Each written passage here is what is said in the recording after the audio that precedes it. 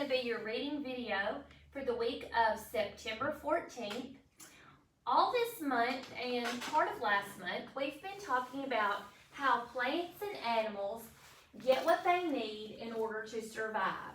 And our unit topic for this unit, Unit 1, is plants and animals in their habitats.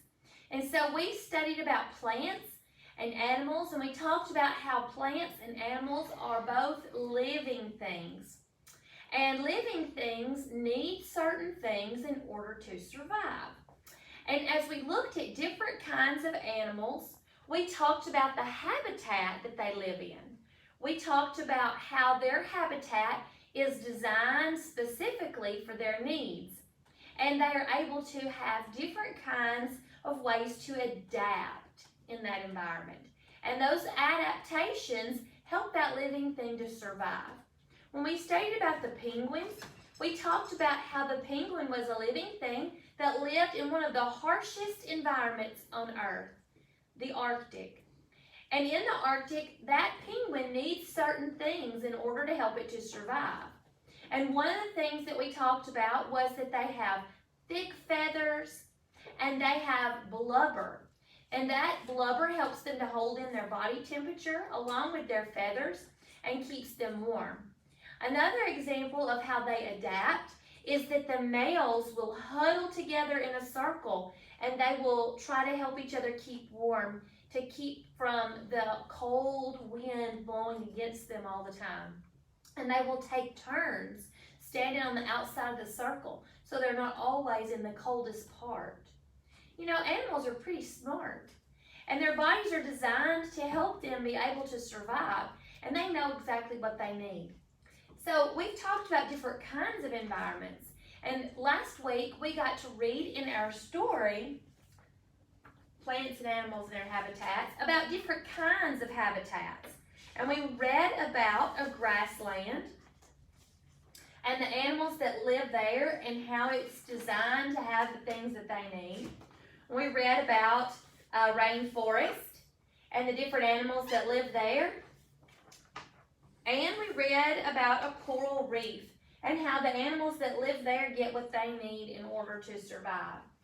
This week, I have another story for you, and it is called The Umbrella. And just by looking at the cover of this book, I can tell already the setting. Can you guess what the setting of our new story is going to be? Let me show you the back of the book as well. You guessed it, the rainforest. So this book was written by Jan Brett, and we're going to read about a boy who travels through the rainforest, and we're going to see what he encounters along the way. Before we get started with our story, I want to talk about our words. Now, we're going to have the same spelling words this week, but our vocabulary words are going to be a little bit different. So let's listen as I read them. Are you ready? When I say the word, you repeat it after me. Are you ready? Blunders, plumes, prowling, puddle, silhouette, squirm. Now, some of those words you may not recognize because some of them are a little bit different. Let's talk about each one of them before we start. Let's talk about the word blunders. Blunders is not really a word we use a whole lot. It's kind of a different word. But blunders would describe something that you would act or do in a silly kind of way. Maybe something that you would do to make someone laugh. A clown might perform blunders. You might have seen, if you go to a sports game, you might have seen the mascot that's dressed up for the team. And a lot of times the mascot will go into the crowd and he'll maybe steal somebody's hat, or he might try to pretend like he's going to shoot the ball into the hoop and then fall down. Those are blunders. He's trying to entertain the crowd and make the crowd laugh. So those silly kind of things are blunders. The next word is the word plumes. Plumes are feathers. Just another word for feathers. Years ago, before we had pencils and ink pens, they would write with feathers. People would dip their feather in ink and they would write with those feathers. So those were plumes, long feathers. Our next word is prowling. Prowling is what we would use to describe an animal that's hunting its prey. So to move in a sneaky way, as if you're hunting prey or trying to catch prey, that's prowling. A lion might prowl around looking and searching for prey. Our next word is puddle. A puddle is just an area of water, maybe rainwater, and so it's on the ground after the rain. The next word, silhouette. Now that's a long word, but a silhouette is just the outline of an object or a shape. Maybe if you see someone's shadow, that's a silhouette, just the outer design of someone or the outline or the general shape of someone or something. The next word, squirm. To squirm means to move around in an uneasy way. Maybe you're not satisfied or you're uncomfortable. To wiggle or move around uncomfortably, to squirm. So these are the words that are going to be in our story this week, and I want you to listen for these words as I read the story, The Umbrella. Another thing that we're going to be talking about this week in this story is the story structure. So I want you to take a look over here at my story map, and I've got some different parts that design our story. And so inside this house, we have got some different parts that make up a story. And so this is called our story structure, how our story is put together. All stories will have a structure. And so we will put our title up here in just a minute. And our author is, remember, who wrote the story, Jan Brett. But there are some other pieces of our story that are very important that I want you to listen for as I read. The characters. Remember, the characters describe who or what the story are in the story, the people or the animals that are in the story. The setting. The setting is the time or the place that the story happens. And then the plot. The plot tells us what's happening throughout the story in the beginning, in the middle, and at the end of the story. So this is our story structure. And as I read, I want you to be listening for some of these things because we're going to record it on our chart at the end. Okay? Are you ready? The Umbrella by Jan Brett.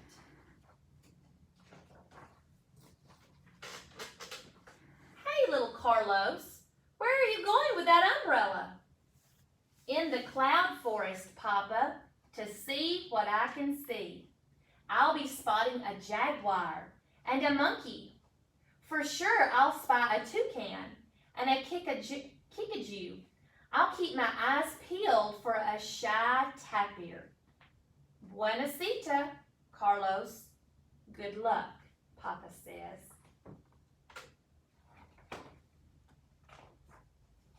Carlos walks into the cloud forest. How silent it is.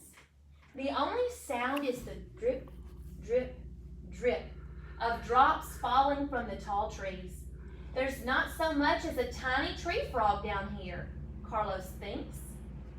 I'll have to climb up for a better view. Carlos drops his umbrella and starts up the giant fig tree. Do you think there's no animals there? Seems awfully silent and quiet. I bet they're just hiding. Drip, drip. A little puddle appears in the green umbrella. A tiny tree frog leaps down and slips into the water. Hola, Froggy, croaks happily. I have this puddle all to myself. He sinks down until only his eyes peep out.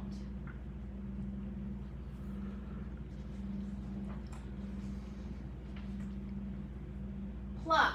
A juicy ripe fig falls smack into the umbrella. Toucan is not far behind. Froggy sees Toucan's sharp beak. Yee, he peeps. Go away! But Toucan is not moving. He's waiting for another fig to fall. High in the tree, a scratching sound starts. Scratch, scratch, scratch. Something is sliding down the tree. It gets louder and louder until thump! Kinkajou tumbles in. Muy grande, Froggy squeaks. You're too big. You can't stay here, Toucan says. But Kinkajou is just getting comfortable. After prowling around all night for food, he's found just the right place to rest.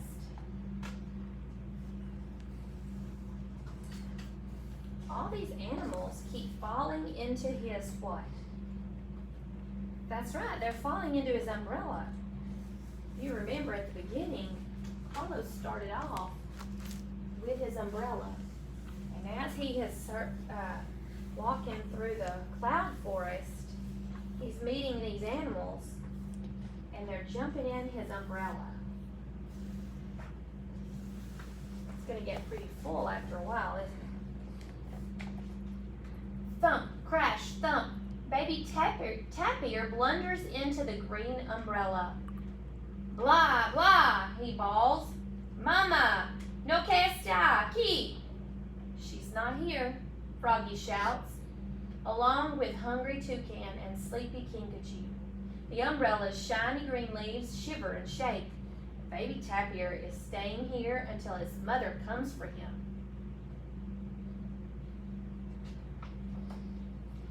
Swish, swish, a most beautiful bird sails down onto the umbrella handle. Gazelle looks down at Froggy, Toucan, Kinkajou, and Baby Tapir, rocking back and forth. Fly away, they call up, but proud Quetzal is too busy arranging his tail plumes to listen to them. Look at this long plumes, his feathers.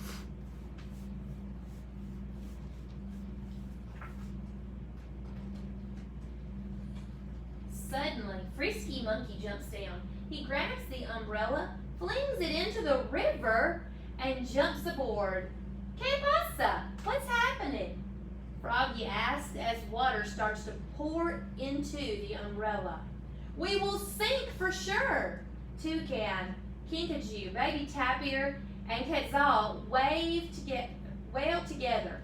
That monkey never thinks before he acts.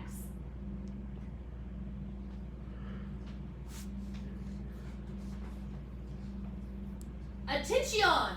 Who's sitting on me? Froggy cries. Stop poking your beak into me, Kinkajou shouts at Toucan. Blah, bawls Baby Tapir. You're getting my feathers all wet, Quetzal squawks at Monkey. Jaguar is cleaning his silky black spots when he hears all the squabbling, and he looks up. Look at all the animals in the umbrella. They're fussing because they're all crowded.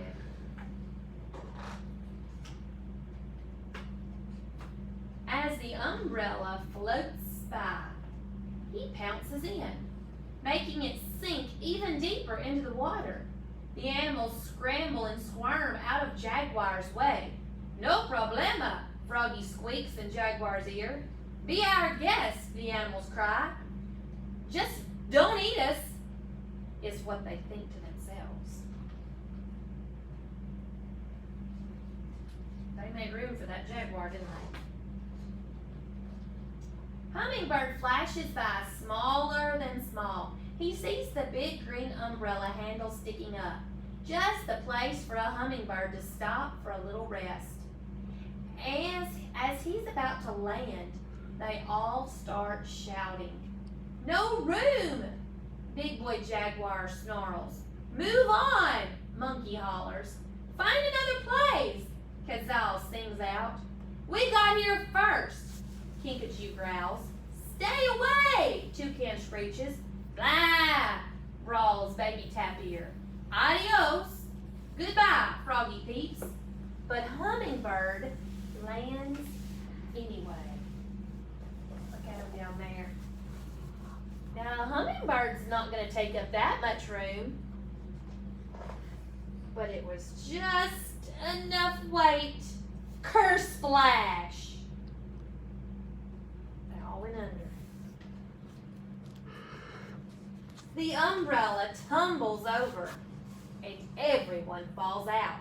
Jaguar, Kazal, Monkey, Baby Tapir, Kinkajou, Toucan, and Froggy all clamber up the bank as the umbrella pops to the surface and drifts back to the shore.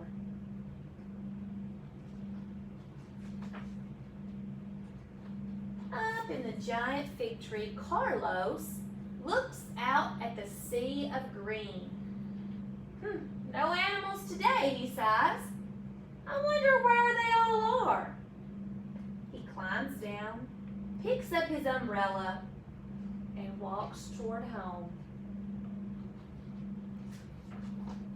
The sun shines through the green leaves of the umbrella, and Carlos sees the silhouette of the tiny tree frog. Hey, little froggy, try hitchhiking with me tomorrow and I'll show you a real adventure. I'm going back to the cloud forest to find a toucan, a kinkajou, maybe even a monkey or a shy tapir. I bet I'll see a jaguar too, and I'm going to find that Kazal for sure.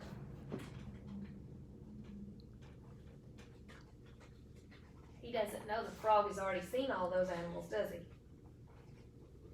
Carlos props the umbrella outside his door. Drip, drip, drip. Water falls from the roof. A little puddle appears in the green umbrella, and Froggy slides down the handle and slips into the water. Hola! Froggy splashes happily. I have this puddle all to myself.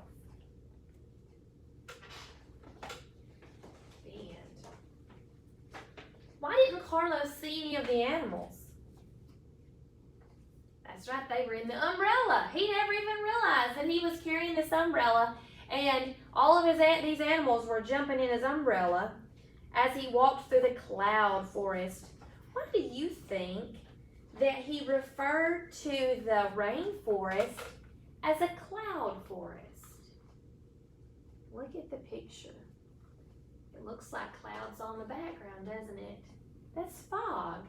In a rainforest, there's lots of rain, and that rain creates this hazy, foggy appearance over the trees, and so it looks like clouds. I want you to notice something about this story. As we are flipping through the pages, this story I said was written by Jan Brett, and Jan Brett does something special in all of her books. She gives you a little clue, a little secret as to what's going to happen next. In each of her stories, she has the big story and what's happening here, but she also tells a story in the small pictures on the side.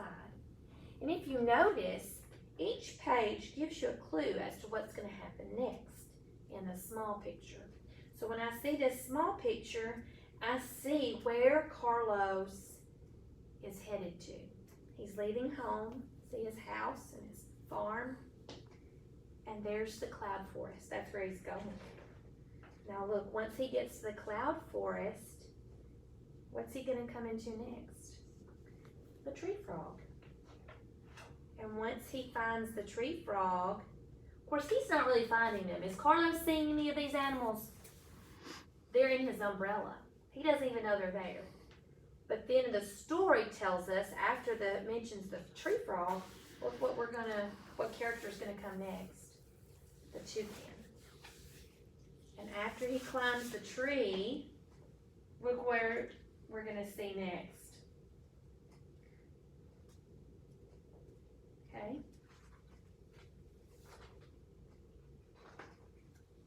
So this story tells a story within itself, and we can look ahead and see what's going to happen next on each page. Very good. let's go ahead and think back to our story, and let's think about the different characters. There's a good picture of all of them. And the different things that were in our story. A story is arranged in a certain way. And as we think about a story, the order is very important. And this story had a specific order. It didn't have time order words like first, next, then, last, but it did have an order. Each animal appeared in the story in a certain order, and the author put those events in order because as they were happening. If we were to change the order up of a story, it wouldn't make any sense. And so everything happens in a story in a certain order. And these animals all appeared in this story in a certain order. So let's go ahead and look over at our story map, and let's think about the different parts of our story that we were looking at, okay? So the title of our story is The Umbrella, so I'm going to put that right here. And we know the author is Jan Brett. A lot of times you can tell if it's a Jan Brett story just by the pictures. Her pictures are always very, very beautiful drawings or paintings, and they have lots of detail. And again, I said that one way to tell that it's her story is because of the smaller pictures on the sides of the pages. They tell a story within themselves. All right, now let's talk about the characters. So what are the characters in our story? Well, our first character was the boy, right? Carlos. And then we had all the other animals. So I'm just going to start writing those down. We've got the jaguar. We have got the monkey. We have a tree frog.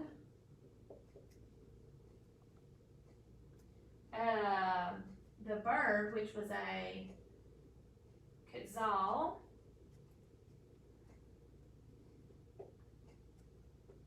And we have a kinkajou.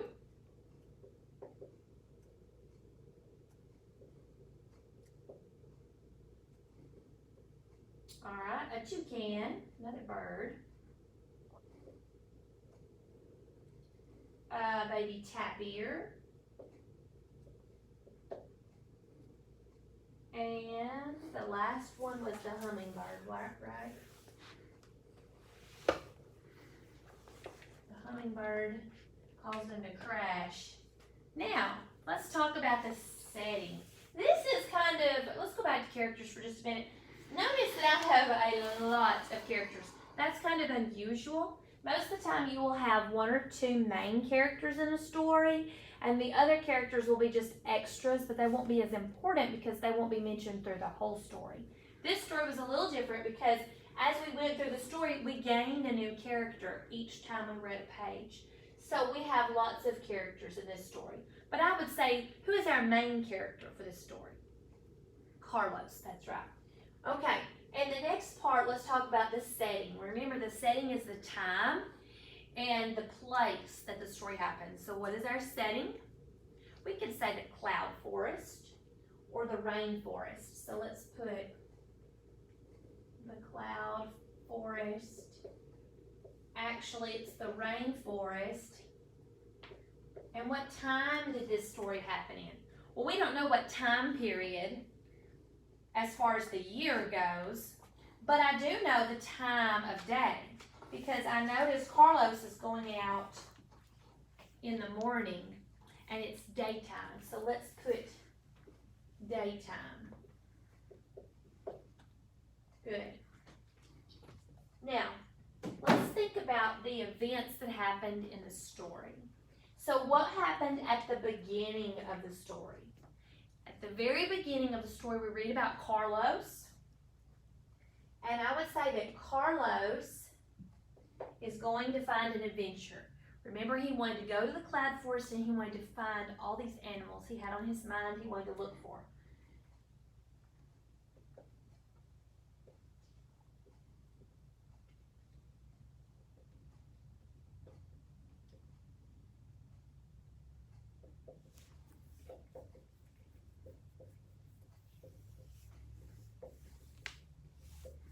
Okay, so we've got Carlos is going on an adventure in the cloud forest. He's going out into the cloud forest.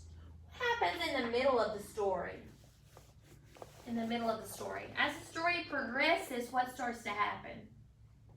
Okay, all the animals begin to jump into the umbrella. Carlos gets a little distracted, doesn't he? He starts to climb that fig tree. All right, so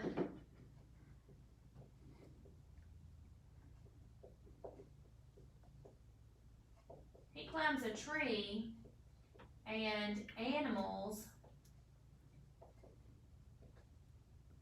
begin jumping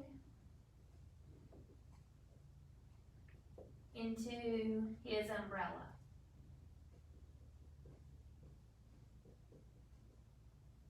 All right, and then at the end, what happens at the end of the story? Carlos heads home. We can put what happens to the animals kind of toward the end. They fall in the water, don't they? The umbrella sinks under water. The animals leave.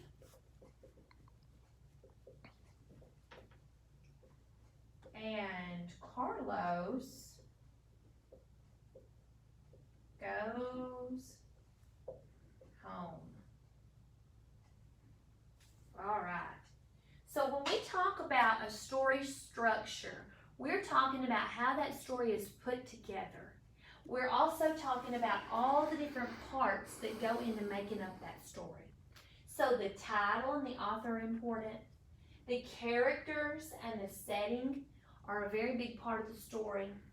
And then the plot. The plot is what happens at the beginning, in the middle, and at the end of the story.